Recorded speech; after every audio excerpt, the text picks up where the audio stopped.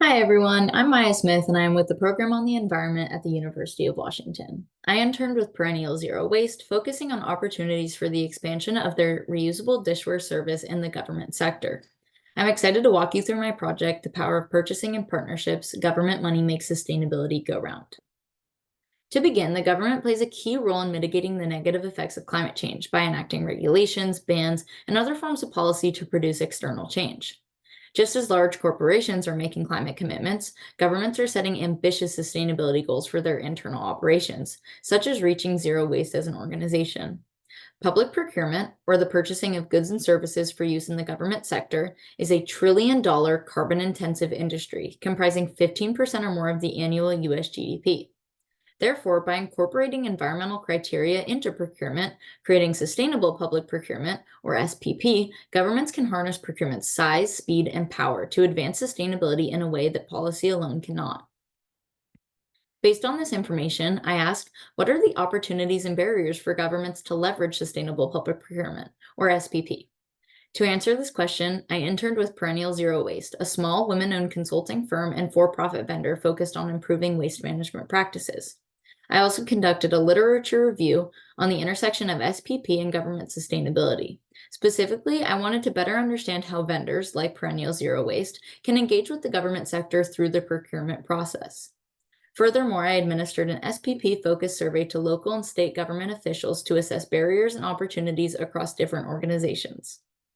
Of those surveyed, I was able to conduct interviews with individuals from Washington State Ferries, Seattle Public Utilities, and Department of Ecology. There are two major opportunities for governments who engage in SPP, the first being the creation of public-private partnerships that are mutually beneficial, as shown in Figure 1. When governments engage in SPP practices, they are considering the environmental, social, and economic impacts of their purchasing. This means that vendors can gain improved social equity through the prioritization of small, local, and minority-owned businesses. Moreover, SPP prioritizes the use of sustainable business models, which can lead to the growth of green industries. Governments also reap the benefits of this partnership, such as innovation and return on investment from the competitive nature of business, as well as the resources and expertise that these vendors provide. Additionally, government entities can improve their sustainability with lower supply chain emissions and other environmental benefits through best practices. In turn, this will leapfrog governments towards their sustainability targets. Another major opportunity for the utilization of SPP and creation of public-private partnerships is the advancement of zero waste and circular economy frameworks. Vendors can be contracted with and their expertise leveraged to help employ the top 3 waste management practices, as depicted in Figure 2. Redesigning systems, reducing consumption, and reusing materials are often the most challenging for any organization to do alone. Vendors can efficiently and effectively fill these resource and knowledge gaps, helping governments achieve their goals. While these opportunities are promising, many governments struggle to implement SPP practices due to various barriers, such as those related to internal factors, financial capacity, and policy. As can be seen in Figure 3, 26 survey responses of government officials show mixed levels of agreements to statements regarding 3 barriers commonly identified in literature. Even with higher levels of agreements to these statements, there is still evidence of barriers hindering the use of SPP. However, there are actionable solutions to these barriers that governments can implement to overcome SPP challenges. For internal factors, government entities can focus on centralizing decision-making under a single authority and connecting procurement and sustainability teams to align goals.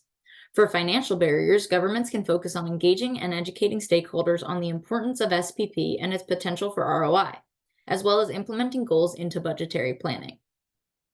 While government entities can engage in SPP without a formal policy to guide it, creating policy can standardize the purchasing process across the organization. Without policy, governments should focus on innovating and finding unique solutions to their current procurement problems, speaking towards the utilization of sustainable goods and services to meet organizational goals. Looking at the bigger picture, sustainable vendors exist to provide unique services, but governments must be able to overcome barriers related to SPP to leverage its power and create relationships with these vendors. As shown in Plate 1, Perennial Zero Waste offers unique, sustainable services, such as their durable dish service that provides reusable dishware for events to limit environmental impact, which can and should be used in the government sector. There is also an opportunity for future research and data collection on how effective vendor services are in advancing zero waste and other sustainability initiatives. Last but not least, I want to thank my site supervisor, Erica, my faculty advisor, Christian, my project partner, Valerie, and my family, friends, and peers for all of their support. Thank you for listening.